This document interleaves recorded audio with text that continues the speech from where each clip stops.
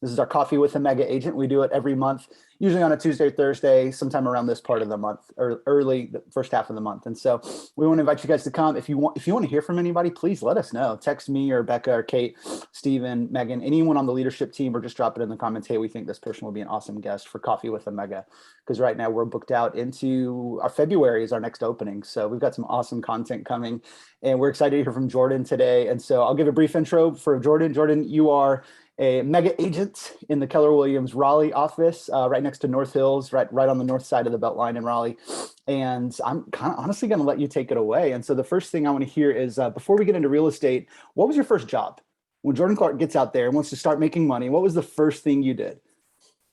Well, my first job ever was mowing yards and selling lemonade by the street, where I grew up in Pennsylvania. But if we're talking about a real official job where I got tax papers, that was post-college at Wells Fargo, selling like financial services, like credit cards, mortgages, auto loans, things like that. Yeah.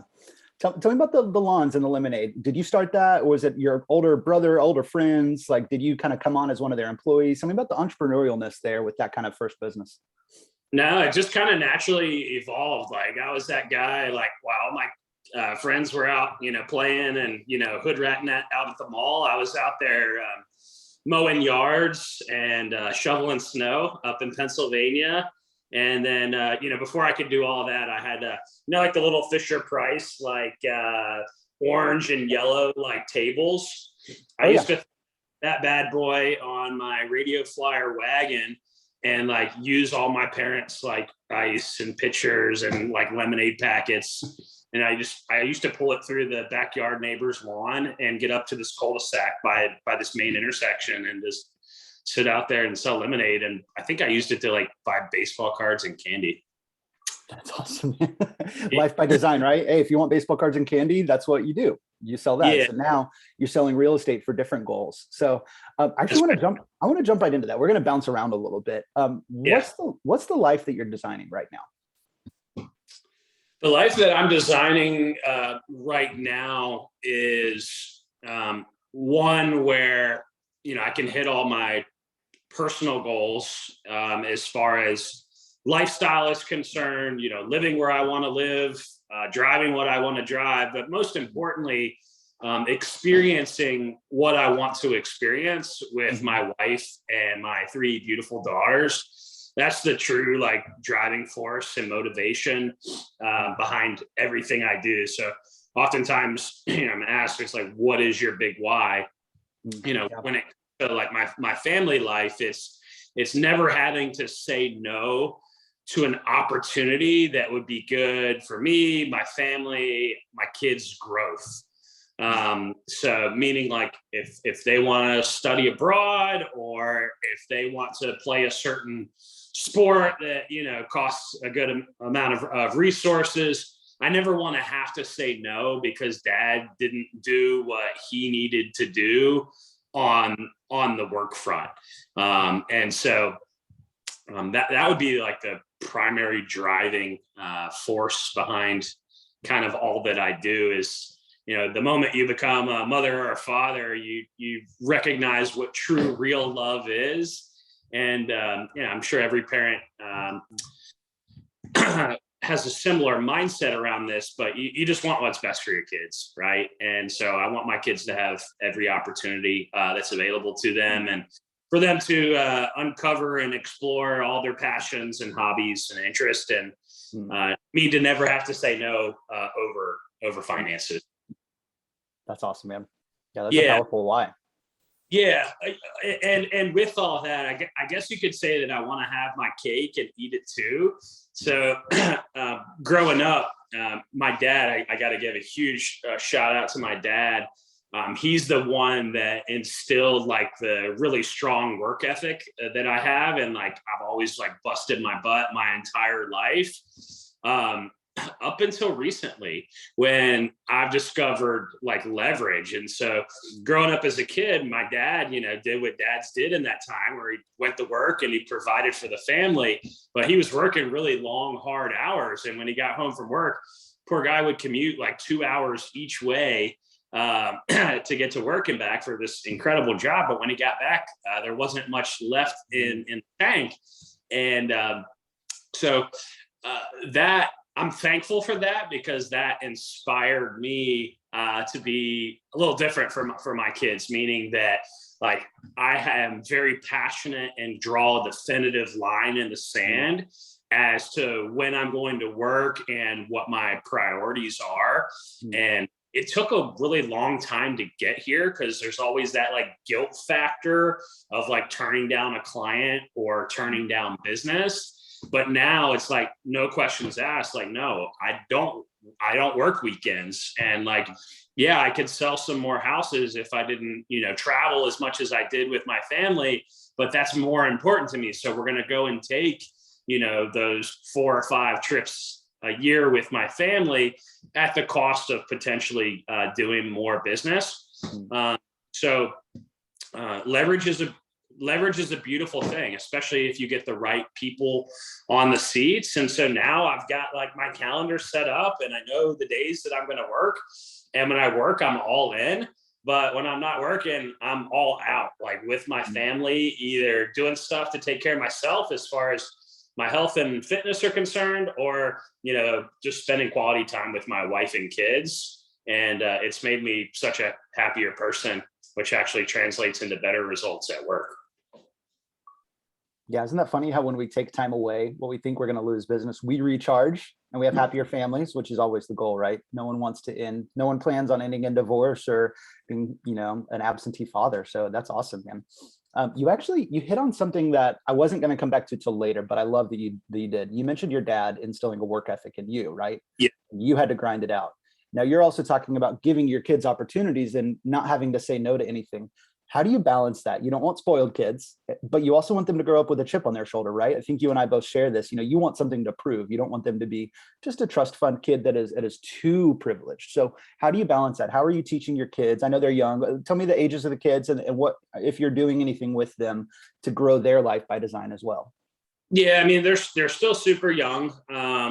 So not quite full-fledged into that just yet, but my mindset going into it, like, look, they're all girls, right? And so maybe it would be a little different if they were boys, but they're all pretty like girls that have my heart. And so I'd be lying if I said I'm not going to do things to spoil them and make them happy. If I have the opportunity to do so. But that's going to be for like special occasions type stuff. Like, hey, you got straight A's, or hey, it's your birthday or something. Like when it comes to like, hey, I want these new pair of shoes or clothes or whatever it is that girls spend money on, like the luxury, like extra stuff, like there's going to be a path for them to earn money to buy those types of things. The types of opportunities I'm talking about are like, hey, Dad, I want to do like, gymnastics or study abroad or be like on a travel soccer team, like things like that. I don't think I should send a kid to the grocery store to bag groceries to afford those types of things. But when it comes to like the little luxuries and things that aren't necessarily needed for everyday child life, like those are the things that I plan on having them work for, either through physical labor or an idea that I got from Gary Keller that I really like is to have them read business and success books. And so I heard this on stage from Gary a few years back, where with each of his kids, he would pay them $100 for every like business or success book that they would read. And but it wasn't enough just to read it. They would have to read it and then write a book report and present a book report to Gary and his wife, like in the living room. And after they did that, they got $100. And the point he was trying to make is if you could get your kids to read 100 books, that would be a $10,000 investment. And that would probably be 20x of what they would have learned through the best business school that the US has to offer for $10,000, right? Where the best business school is probably going to cost a lot more than $10,000 a year. So I really like that. I'm also super passionate about books myself, because that's what helped me turn my life around from hitting a rock bottom in Las Vegas right before I moved back to the Raleigh area. Is that my older brother ended up marrying into an extremely wealthy family, and her dad was the one like passing off books to my brother, and I saw, you know, the way that his mindset and worldview changed, and therefore the way his life changed. And so when I got back from Vegas, my older brother Brandon was like my biggest mentor, and he was like mailing me books. He's like, look, I know you're not really into reading, but just do me a favor and read this book. And some of the first books I read when I got back from Vegas at rock bottom, which I always encourage to anybody, John Gordon, The Energy Bus, and Darren Hardy, The Compound Effect. Well, The Energy Bus has all to do about attitude and energy and mindset, and the importance of that. And then Compound Effect has everything to do with habits. And knowing what I know about success now, I would say that those two things are more critical to anybody's success than anything else. Belief in yourself, having a great positive attitude, energy, and mindset, and then forming the right key habits that are going to lead to successful outcomes. And so just super passionate about books. I have my team read books all the time. When my kids get to a reading age, fully plan on running that Gary Keller play. Although they're not going to get the $100 fee until they're in their teens. And how cool is that? Not only that, but it's $10,000 compared to undergrad plus business school, right? And you already know the education is going to be better. But you're also creating habits too. Like you mentioned compound effect or compounding habits. Like I'm reading Atomic Habits right now, and you don't want kids to go through life coasting until they hit college, and then they have to create good studying habits. Like you're teaching kids how to read books and do book reports, probably, I don't know, from the time they're 8 or 9, maybe 10 or 11 at the latest, they can do this. So that's such an awesome idea. So I remember that. I know, if you know Daniel Zia with Keller Williams out in California, I saw he did that recently where he paid his kid, but he had to do a YouTube video and they presented it live together, the book report. And so now you're teaching multiple skills. Talk about a compound effect. So that's way beyond my pay grade. But yeah, if anyone, Daniel Zia, Z-I-A, go follow him. He's doing some great content and great person, great business all around. So.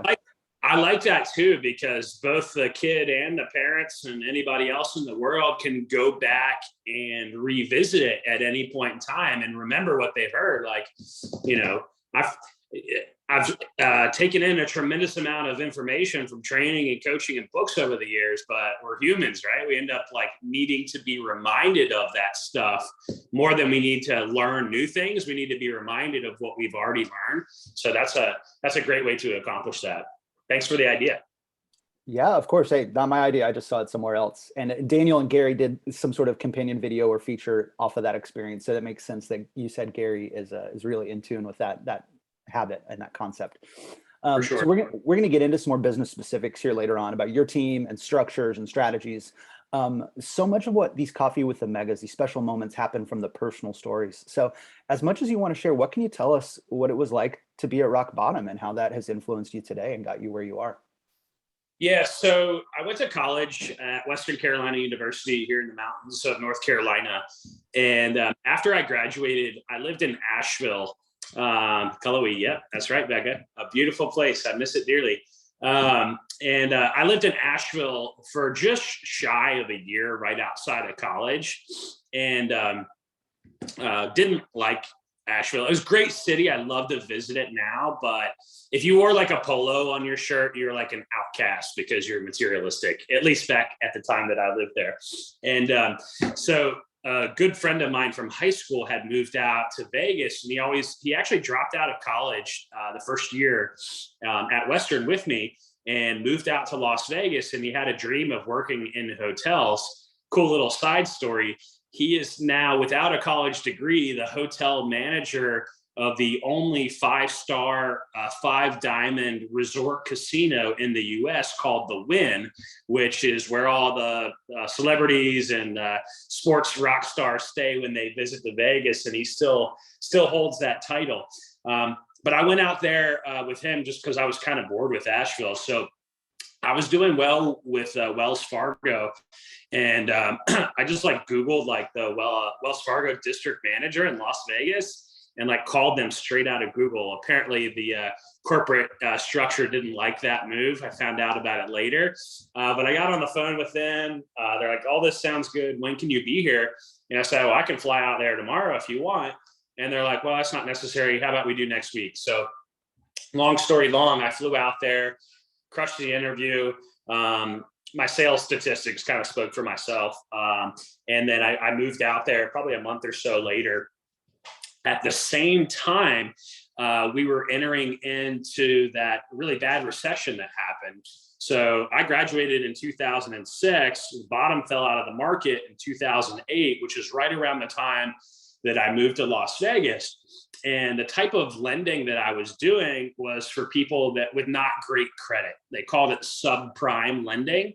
So, it's high interest, credit cards and auto loans and mortgages. And so shortly after that, they really cracked down on lending restrictions. And so I had a very small salary. Most of what I was getting paid was commission, and those commission checks dried up. And so I did what a lot of young folks do when they move out to Las Vegas is I went to the Strip, and I started getting jobs like waiting tables and bartending at like fine dining restaurants on the Strip. Then after I got a little bit of experience in bartending, I started moving into the nightclub scene. And where the wheels really fell off in I'm gonna say it was like 3.5 year tenure in Las Vegas is when I started bartending at this after hours nightclub that didn't open its doors until 2 a.m. and would stay open until 10 in the morning. So you can imagine what type of clientele that pulled in. And that wasn't until like my last like 60 or 90 days in Vegas when I got that job. And I hooked up with this girl that worked there that had some really bad habits that I partaked in: sex, drugs, rock and roll, you name it. And my mom actually came out to visit me in this period of time. And you can't hide anything from your mom. My mom went home and was talking to my older brother, who's always kind of been a mentor to me. And she said, my brother was like, called me up one day. I was out partying for like 2-3 days in a row. And my brother called me up and was like, "Hey, mom was just out there. It's been a week now since she's got home and she hasn't slept. Like, she's worried sick about you." And she should have been. And because I was headed nowhere fast. And my brother said, "I think that God has more in store for your life. Why don't you move back to Raleigh, where my parents live and where I finished out high school, and get your real estate license?" My brother at this point was 10 plus years in the business and doing really well.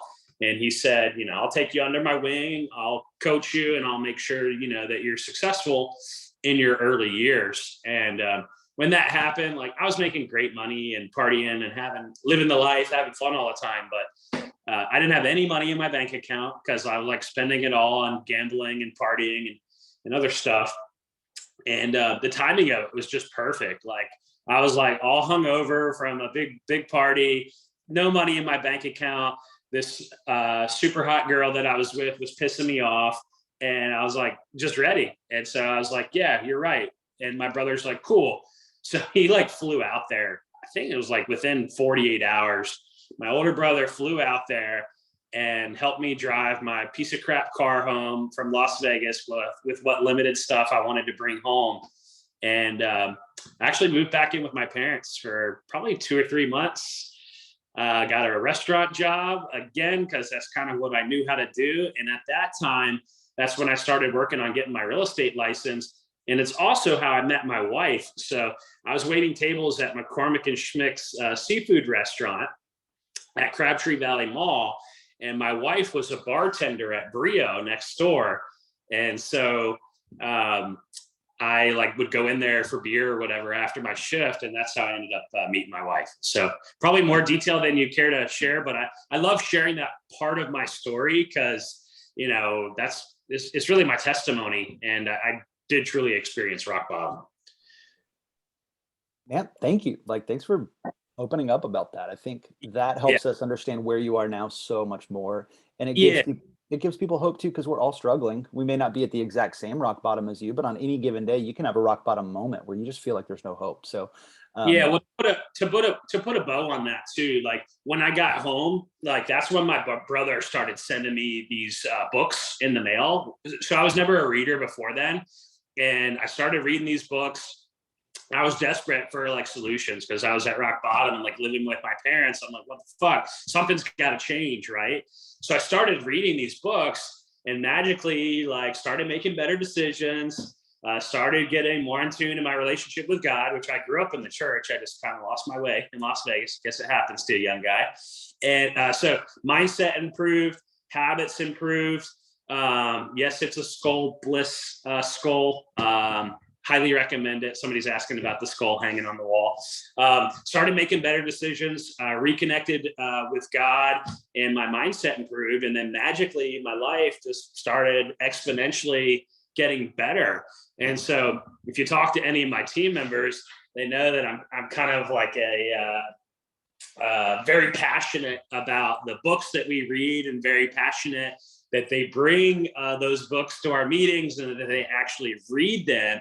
And it's not just because like I'm like, hey, I'm the boss, do what I say.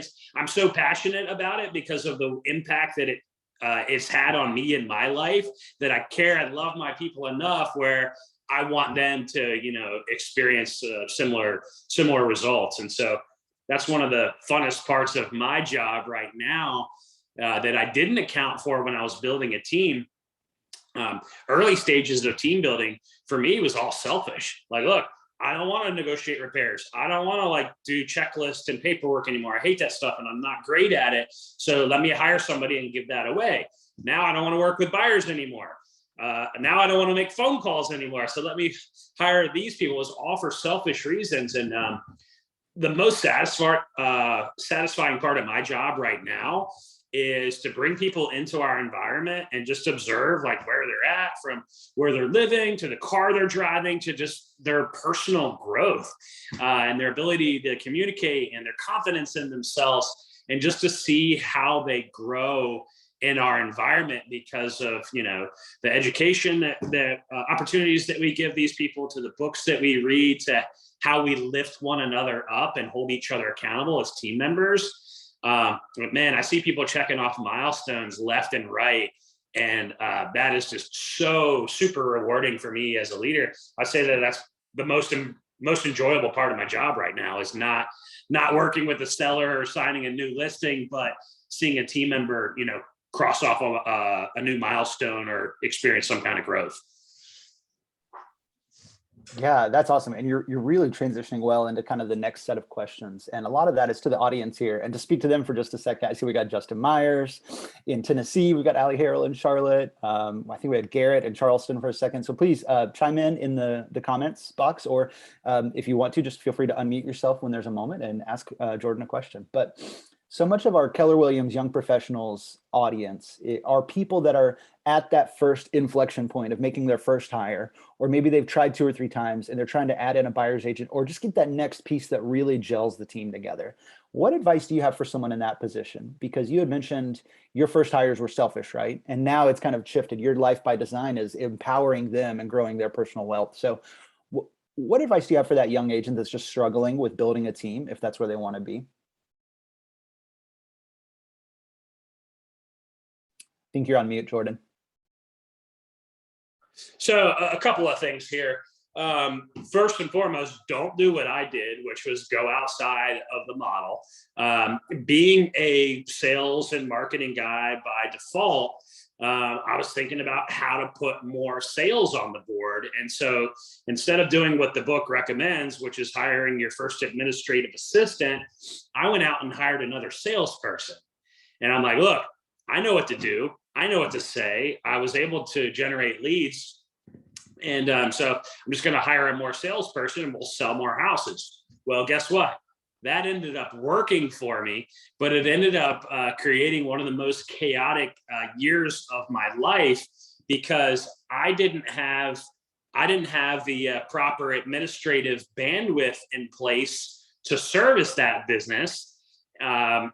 yes, I knew what to do, but I didn't want to be doing that. And the person that I brought on to do, their natural skill set was sales and marketing too.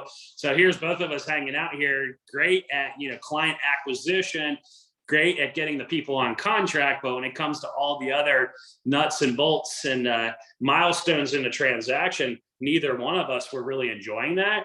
Of course, we got the job done. Of course, we serviced the client at a high level, but at what cost, right? Passing out the laptop on the couch 5-6 nights a week at 2 a.m. was not a life by design. And so it was cool. It was having a lot of success, but there was zero work-life balance there. And it led to some pretty bad burnout. And so if I could go back and do it all over, I would have read the Red Book a handful of times. I would have hired administrative first. I would have hired additional administrative second.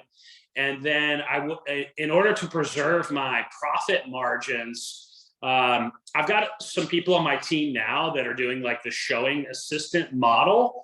I would have built out as much admin infrastructure as possible until I couldn't anymore. And then I would wait till that point to hire a buyer's agent. So in my mind right now, I would go like 2 administrative assistants. I would go 1 showing assistant, and then I would have a database manager / inside salesperson to manage all the lead flow. And I would be the one going on all the buyer and seller appointments until I had so many seller appointments that I couldn't tend to a buyer appointment anymore.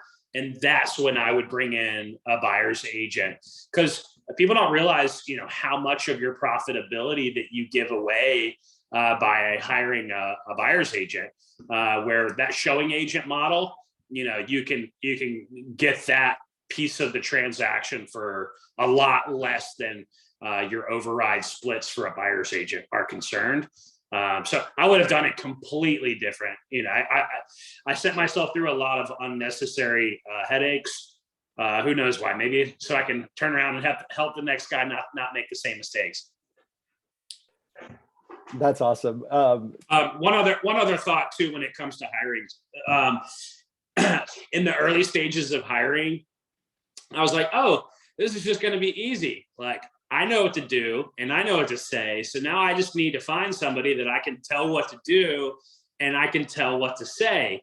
And through several bad hires and people that have, come on and then off the team, what I've realized is that if you actually want to enjoy what you're doing and be successful at it, one thing that I just did this year that I would have done in year 1 or before I even thought about starting to build a team is to identify what's important to me as a business person, what's important to me as a person. And so the exercise that one of my coaches had me run through is just hey, you got all these teams out there and they've got their cute little logos and they've got their core values, maybe blended in with their logo, but that's them. So over the years, you're like, oh, that kind of sounds cool. So I'll kind of adopt that, but it really needs to be about you. And so what I did that I made a huge mark on our business is I just sat down by myself, quiet in the office. And I'm like, who are you, Jordan? And what's important to you? And what do you believe about the way that you do business? And so ultimately what that led to is me capturing not, what the other top 10 teams in the triangle have listed as their core values, but what do I value, right?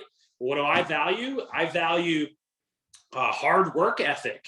I value doing the right thing at whatever cost.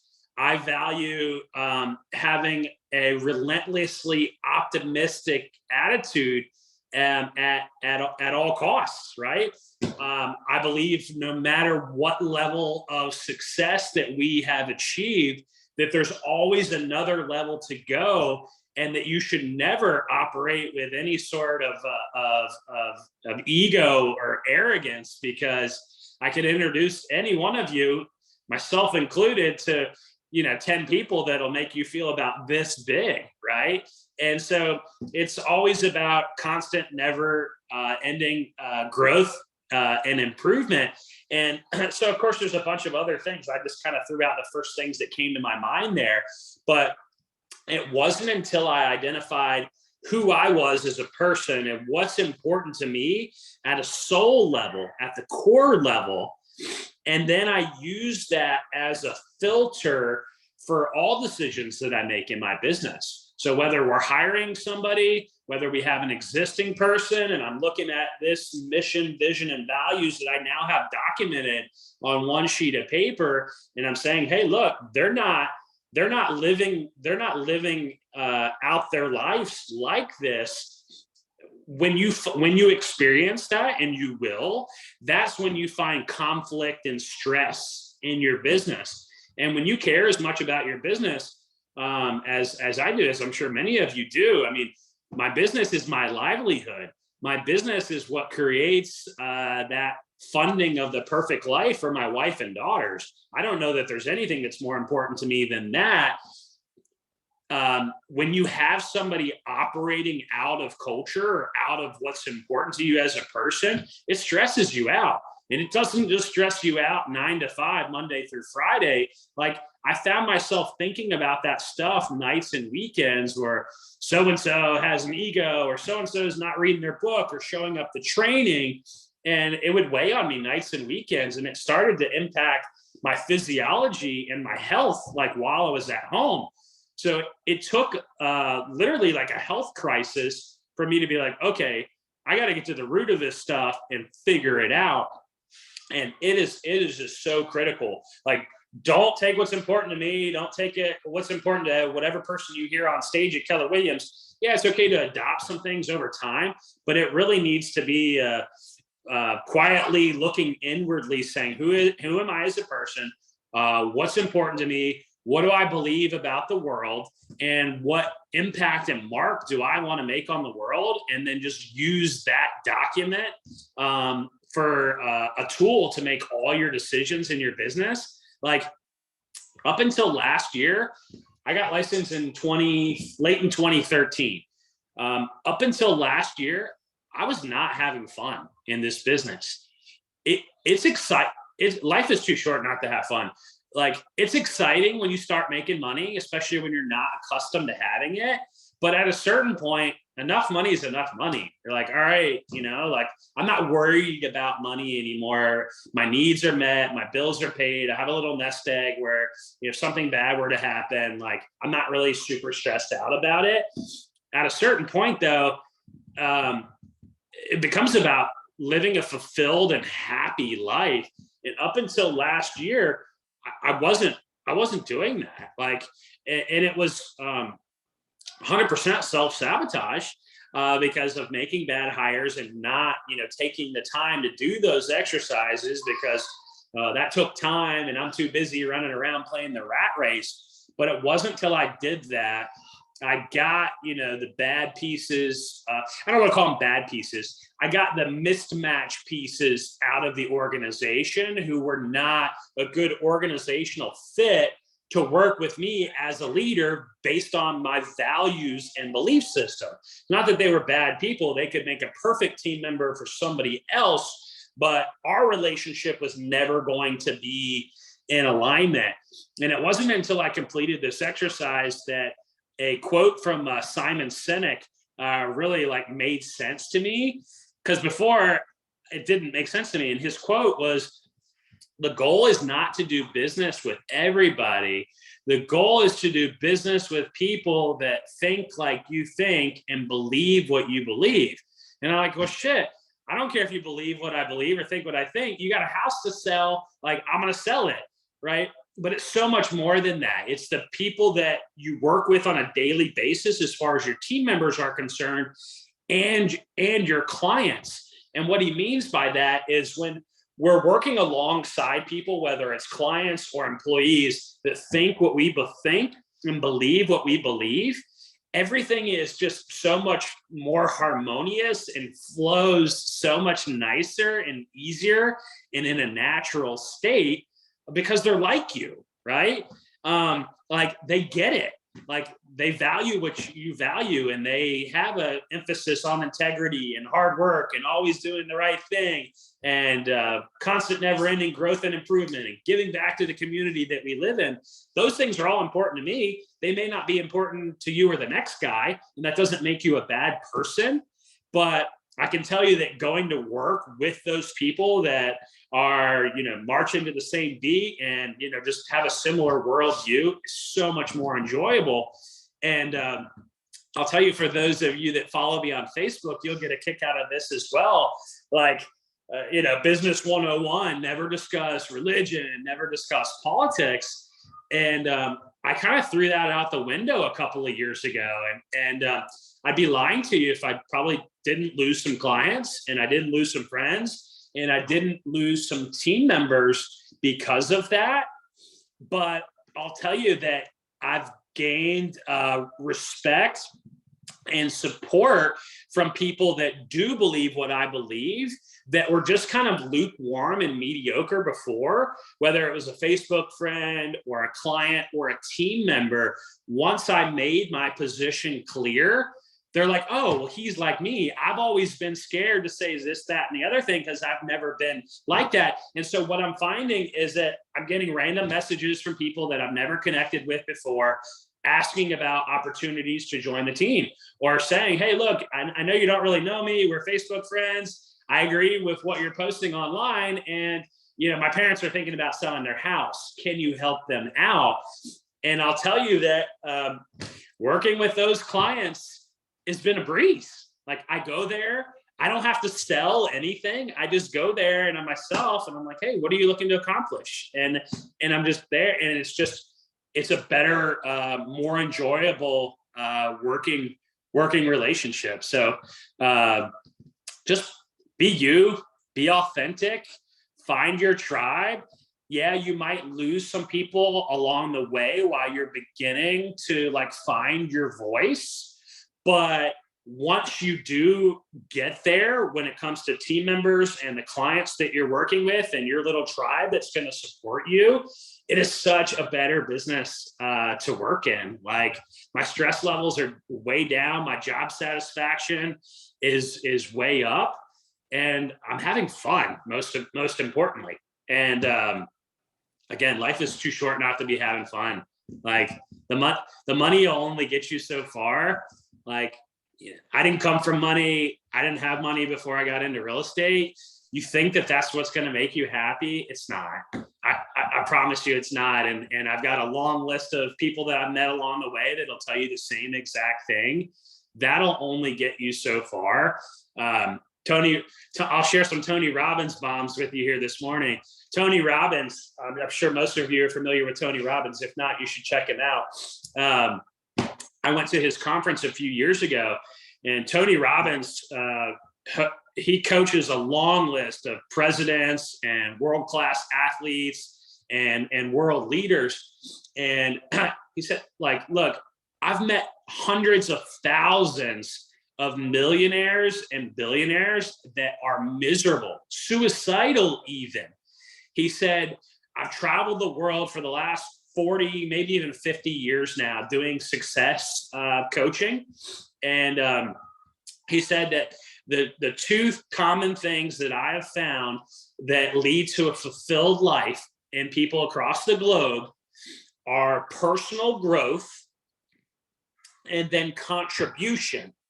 And so he says our focus should be on personal growth and working on ourselves, because the more we grow and evolve as people, the more that we can contribute to the world and the society that we live in, whether that's our families at home, which is where I believe it starts, is loving on our families, co-workers, our neighbors, our people that work within our office buildings, the clients that we serve, the people at our church.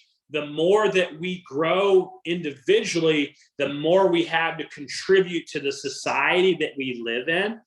And similar to how I mentioned earlier, that I was hiring in the beginning for selfish reasons to not have to do that job anymore. But now the most satisfying part of my job is to bring those people in and watch them grow, not necessarily because of me, although of course I do play a factor, but now it's me and my other team members and the culture that we have built bring these people up by just the way we think, the way we operate, the way we believe, and the habits that we create.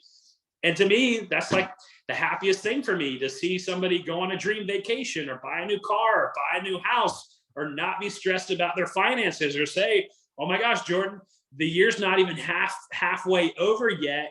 And this year I've made twice as much money than I've ever made before in my life. And now I'm going to be able to pay off my debt or get my teeth fixed or whatever it is. And so if you take anything away from today, the true measure to happiness, according to Tony Robbins and I guess little old me, is personal growth. And then the more we grow, the more we have to contribute. It's not about money. And we've all heard, like, look, if you help enough people get what they want out of life, you're always going to have well more than you need. And, I'm a walking, living testament to that today. Ton of bombs, man. I mean, I'm taking notes here. I don't even know where to start with all this. So thank you for all that. I want to remind everyone, please put your questions in the chat box or pop up on stage, unmute yourself, take your video off if you would love to face-to-face with Jordan. Guys. So whatever you want to ask, fire away. I love it. So while people are thinking of their questions, I'll move us into another question here. It's so cool. We've heard little lemonade stand Jordan go to kind of rebel Jordan, probably thinking he's hot shit and, doesn't need anything, to hitting the bottom, getting books passed through from your brother, through his father-in-law, to hiring a coach, following the model. There's a lot of humility that I'm hearing here, and no one succeeds alone. And that's why we're all here listening to you right now. We all want to learn from you. And so how do you, you're not immune to bad days anymore. You are having fun. You're in a really cool spot. And I love that a life by design isn't just what you can do with your hobbies and your kids. A life by design is also about your work environment, right? You can design who your coworkers are, who your clients are. And I love that you being authentic has changed who you're attracting, so that not only do you have money to do the hobbies and go to the Hurricanes games and all of that good stuff, but you also have designed your life. So what do you do on those days when the mindset's not there? Because I actually watched one of your very old YouTube videos yesterday in preparation for this. And I heard this mindset trick that you learned about the great shot golf theory, where after a round of golf, you don't focus on all the good shots or the mediocre shots. You focus on that one shot that was just like, that was it. So how do you, what mindset, what tricks, what habits do you have to keep yourself motivated in your business and your personal life? Yeah, I would say, my phone just locked up on me. Give me a second. So I would say the biggest thing for me has just been getting my head right. And there is a book that I would encourage anybody to read, truly a life-changing book. I wish I would have read it like years ago. It's called What to Say When You Talk to Yourself. And it's written by a psychologist, and I forget how many hundreds of thousands of thoughts that we have per day that are just kind of internal dialogue and chit chat that we have. But through this book, you realize that through your thinking, through your positive thinking, and not through this book, but through another book that I've read about meditation, that you can truly change your brain composition and like the size of your brain and the different like lobes, I guess is what they call them, based on meditation and based on the thoughts that you think. And you can reprogram your brain to be a more thankful, happy person through gratitude, through meditation, and through just positive thoughts. And so check out that book. but it's getting your internal game right, whether it's, your kids acting up, or, you're headed to the gym and you don't really want to, or, I just ran a marathon, like that, is more mental than anything. I mean, yes, obviously I grew in physical strength from doing that, but the biggest area of growth that I experienced through running that race is through mental toughness and like mastering that internal dialogue that you need to have. Like, look, the sun is shining. It's a beautiful 70-degree day. You didn't drink last night and you got a full 10 hours of sleep. Like, anybody can go out and have a great day like that. But let's face it, most days aren't like that, right? Kids are acting up, you didn't get enough sleep, and maybe you did have a few drinks last night. Like, those are the days that you really need to have the tools available to yourself to go out there and execute at whatever cost, because there's certainly more challenging days than there are, good, easy days out there. So my kind of recipe, and I'm far from perfect, but I've done enough of it where I know when I do it that I have a great day, and when I don't do it, I usually don't have the best day, and my energy's not as good, and my mindset's not as good. Meditation. And I'm going to give you an app that I highly recommend. There's a bunch of them out there. I've experimented with most of them. The best one that I have found is called Waking Up. Okay, Waking Up. And when you start meditating, it's challenging, man. Especially if you're like me, like super ADD and all over the place. Like, just be like, hey, squirrel, you know what I mean? Like, so this app, it's all like very short guided meditations that it teaches you how to meditate. So you just throw in some earbuds, you close your eyes. I want to say it's 10 minutes per day. Every day it's a different guided meditation. And there's actually a cool Netflix documentary about meditation. Headspace is the one that sponsors it. Headspace is also another app that's out there.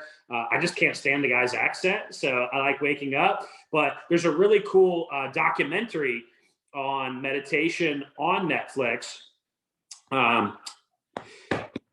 So it's cool. It explains like the science behind meditation, and then at the end of each little mini like documentary series, there's actually a guided meditation on there. So if you don't feel like paying for the app yet, they'll walk you through a guided meditation. So it's meditation, it's affirmations. And so affirmations is like your self-talk. So if you read that book, What to Say When You Talk to Yourself, you're going to get a tremendous amount of rock solid affirmations from that. Something that my coach has worked on me with this year that's been a game changer. So I've been on affirmations for years now. And so I'll go to a conference or I'll see something on Facebook and be like, oh, that's a cool affirmation. So I'll just add that to my running Word document. And something I did this year that's extremely effective, and I would encourage you to do, is this is just like a jumbled list of affirmations that I've acquired over years. So with my eyes half open in the morning with my coffee, I'd try to read through all these. Yeah. What I did that was super impactful is I segmented these affirmations into different areas. So I have health and fitness affirmations that I'll read before a run. I love running in both hot and cold temperatures. I love running up hills. I'm light and fast. I'm getting stronger and faster every day. And I'll just read those running affirmations before I go for a run. Before I come on something like this, I'll read some public speaking and leadership affirmations. Before I go into a listing appointment, I'll have my listing appointment affirmations to get my mind right for that. And because, once you get 40, 50, 60 affirmations, it's kind of humdrum reading through all of them. If I read 8 running affirmations, but I'm not getting ready to go on for a run, it doesn't spark the same excitement in your heart and in your brain. And so segment your affirmations, built towards whatever task it is that you're getting ready to take on. And then the last piece of the puzzle is exercise. Hands down, exercise. And for me, it's in the morning time. If I can get my blood flowing in the morning time, one, I have found no better stress relief tool on the face of the planet than working out, and particularly going on a run for me. It just brings my stress levels way down. All my exchanges are just more pleasant with my clients, with my family, with my team members. My energy levels spike, stress goes down, and that's probably the secret weapon right there, is just working out. I know a lot of people like to do it at the end of the day as like a stress management tool, but for me, to do it in the morning, to get it over with, to get my blood flowing, to get my stress levels down and my energy levels up, that momentum carries on through the rest of my day. So Jordan's 3-step plan is meditation, having some good affirmations. I actually laminate my affirmations so they don't get all jacked up. And I keep one in the visor of my car so I can like read some affirmations right before I head out on the trail or walk into a meeting or onto a listing appointment. I keep them by my bedside. I keep them at my desk at the office, and then I keep them in my car. And they're all laminated. I know some people are like as crazy as to like hang them up in the shower. My wife wouldn't go for that. But yeah, affirmations, meditation through waking up if you're just getting started, and then the exercise. That's my magic recipe. And I've experimented with a bunch of different crap over the years. Bourbon, as much as I like it, is not the answer. Yeah, but that's what I do to get my mind right and maintain my energy. And I'd be lying to you if I told you I execute perfectly every day. But the days that I do execute with those 3 things, I almost always have a phenomenal day.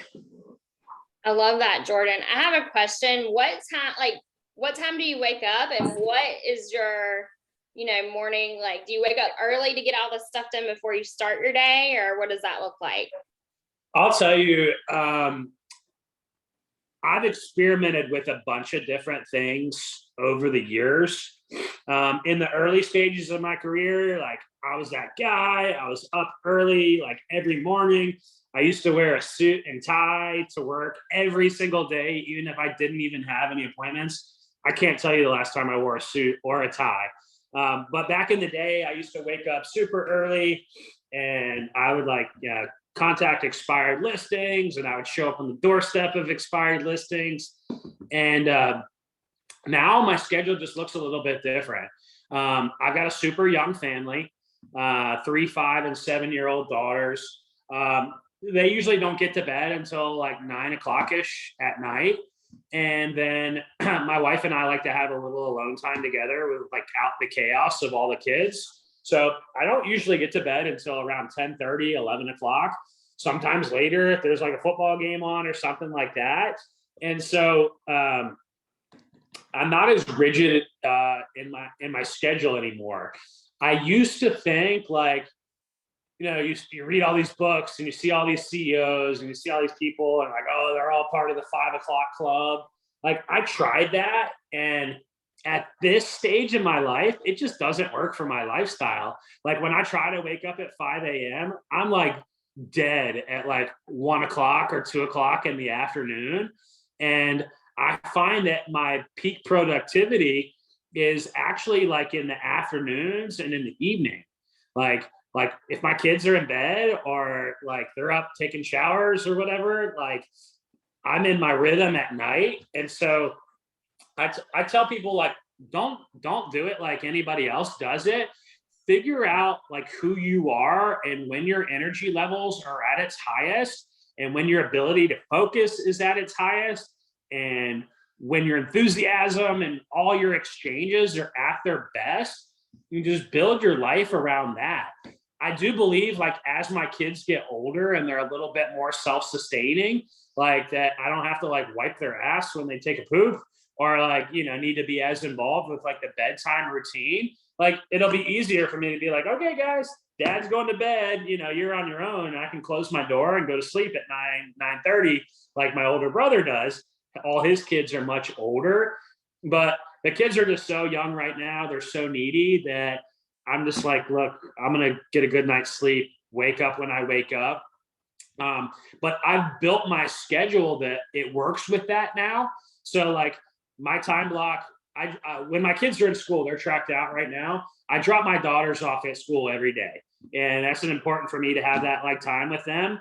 And so Monday through Friday, my time block every day is 9:30 is when I work out, and that's the first thing that I do every day as far as like a schedule item is concerned.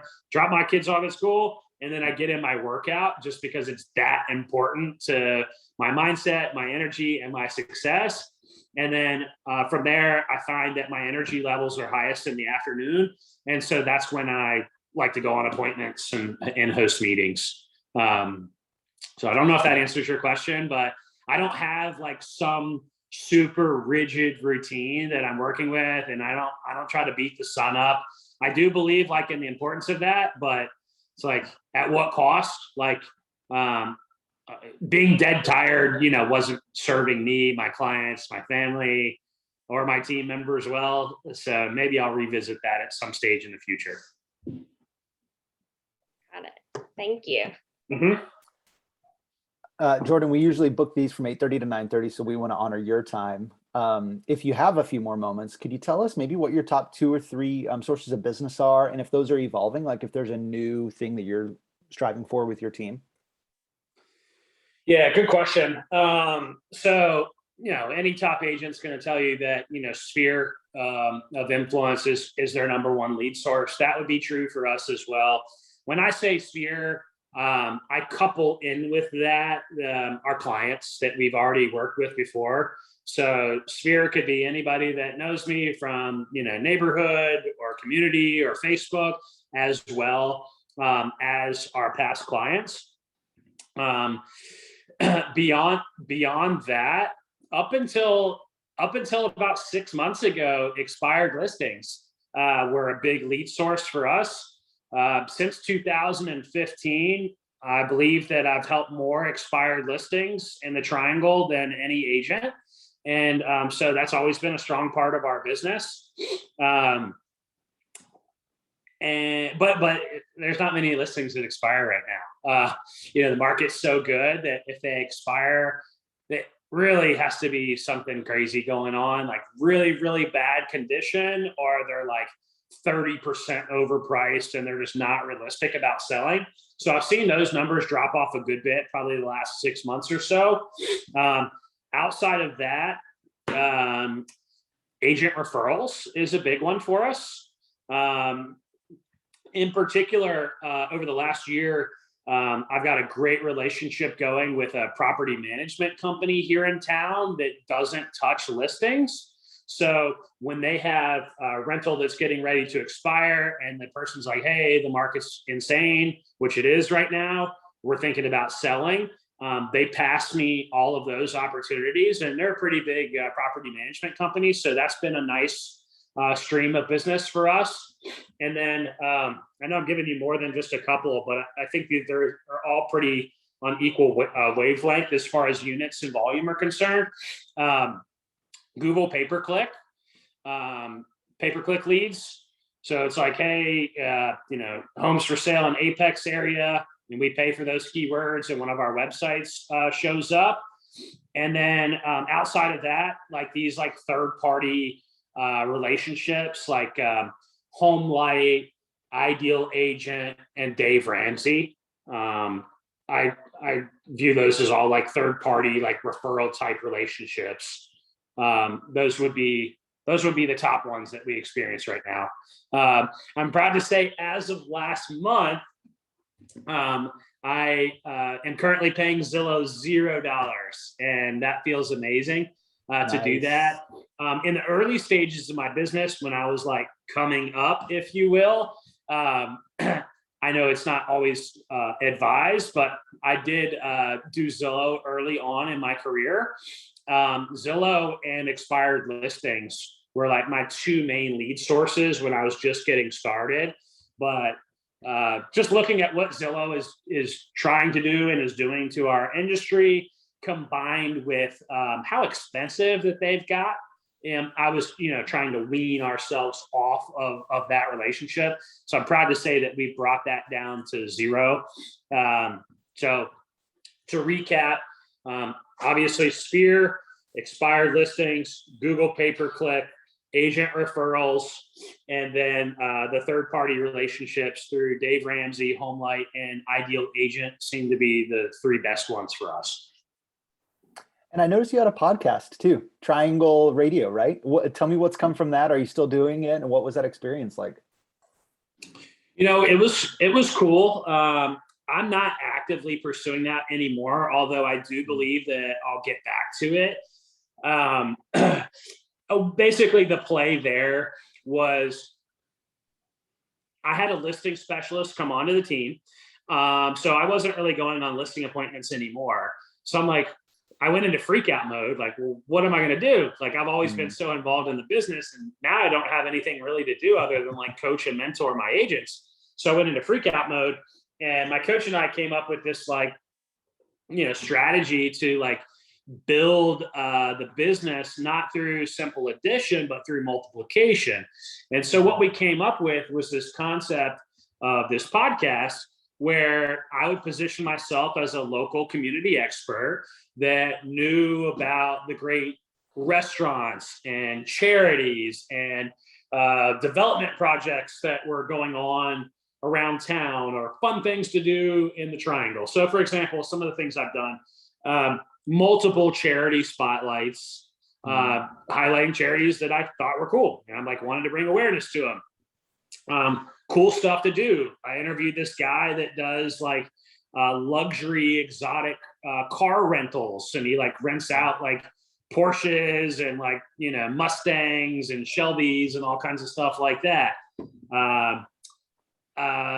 Like cool restaurants, like some of my favorite restaurants, interviewed those people with the mindset being that I'm interviewing these business owners that have big successful businesses, meaning that they serve a lot of people in the community, and they also have a lot of employees on the back end that they're in relationship with every day. And so my mindset was, hey, Triangle Shooting Academy, I did one on them too. That was a cool one because I like guns. I'm like, let me get in front of these people that have large spheres of influence. Let me do a spotlight on their business, asking nothing in return. I didn't ask for a penny out of these people. Then what I would do is I would have a budget for targeted ads on Facebook where I would broadcast the podcast to people that I thought might be interested in it based on, the targeting metrics on Facebook. And then afterwards, I would show them the results. I'd be like, hey, look, I sent this many people to your website. This many people watch the podcast. I would oftentimes like ask them too, like, hey, can you give some type of like promo or incentive? You don't have to, but if you could do like a, get a free dessert or something, or get 10% off, whatever it might be, if you're comfortable, for our listeners. And then afterwards, I would show them like, hey, this ad got in front of like 30,000 people and had this many hundreds or thousands of link clicks back to your website. Wow. And then I would say, that's awesome. Are you currently using Facebook ads to grow your business? And they would say what they would say, whether it was yes or it was no. If it was no, I'd be like, cool. Like, hey, would you be open to sitting down for a cup of coffee or a beer sometime? And I can show you like how to use this tool to grow your business. I'm currently using it to grow my business. Like, not going to ask for anything in return, right? So here I am getting their business free exposure. Then afterwards, I was saying, hey, let me teach you how to run this play on your own to grow your business. Look at the impact that I just had with just a few $100s of a budget. And then after it was just value, give, value. And then my mindset, and I failed miserably on this last piece of it. My mindset is bring these people in, do some nice stuff for them, provide undeniable value to them and their business, and then just maintain the relationship over time. So like hockey season kicks off tonight. I have season tickets, and my wife doesn't like to go to every game, especially during the week because she's busy with the kids. So during the week, I would take people in my sphere, clients, business owners, whatever. And to me, I was like, look, if I could just get in front of these people, add them on Facebook, give, value, and then connect with them a few times a year by either stopping into their business or inviting them to a wine dinner or come to a hockey game with me, like naturally, they're going to reciprocate and be like, hey, like let this guy list my house.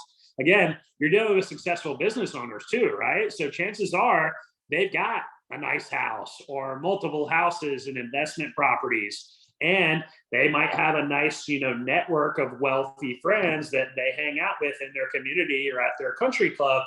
And so that was going to be the play. But truth be told, like through COVID and through like all the political stuff that came along, like I just kind of got distracted in my business. And I'm like, look, like I'm just going to kind of keep my head above water. I'm going to do what I need to do for my team. I'm going to do what I need to do for my clients.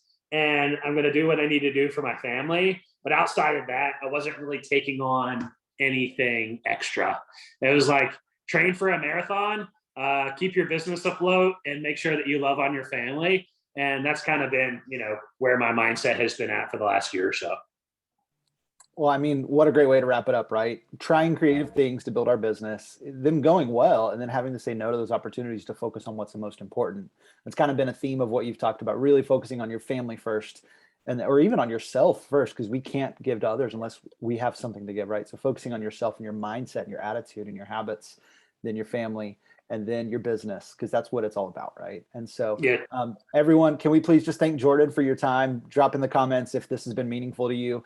I want to, two things real quick. I want to mention to everyone that Becca Ellis here, our chapter president, is hosting a vision boards seminar starting when today, Becca? 11 o'clock. 11 o'clock on Zoom. Yeah. So come to that. We're going to continue this conversation that Jordan has kind of gotten us to, just about mindset and vision and who we want to be as a business, right? It starts with who you want to be as a person. So please make sure you go to Becca's seminar. And Jordan, thank you for your time. Where else can people find you? What's the best way? Is it email, Facebook, Instagram Messenger? Let us know where we can follow you and support you and your business. Yeah. So if anybody has questions after the fact, I'm more than happy to share. Be patient with me because I'm usually terrible as far as response time is concerned. But if there's anything I can help you out with in your business, or you want to dive deeper on any of the things that were mentioned today, probably email is the best way to reach me. And my email address is very simple. It's team, like a football team, Team Clark, no E on the end, @kw.com. And if you reach out to me there, I promise to get back to you. Might be sometime next year, but I will get back to you at some point. Let me unmute myself. Great. Well, Jordan, thank you so much, man. A lot of mindset, some tactical tips. We really appreciate you. Want to remind everyone, this is our monthly Coffee with a Mega Agent Zoom series. We'd love to get back to doing these in person soon when the world is, an easier place to do that. In the meantime, we're doing these on Zoom, which means people get to Zoom in from all over the world. You might notice we have Jevi from San Antonio, who's going to be our speaker next month in November, which we're super stoked about. We got to hear him quite a bit last month, which was fantastic. And so invite people to come to this just because we want to give as much value as possible. Please recommend speakers if there's someone you want to hear from that you think would be great on this series. And if you're interested in joining YP, no matter where you are in the world, or joining Keller Williams, make sure you reach out. Super easy, kyp.org. I'm not here to sell anything. I'm just here to say that it's given me a ton of value and changed my life. That's why I give back. So whether you're with Keller Williams or not, someone will answer a question for you and tell you what it's about, how you could join, and how it could benefit you. So with that said, we are going to end this. Thank you all for being here, and we love to see you next month. Don't forget about Becca's Vision Board seminar this morning at 11. See you guys. Thanks so much. Thank you so much, Thanks. Jordan. Absolutely. Thanks for the opportunity, guys. Have a Thanks, great day. Jordan. This was awesome. Bye.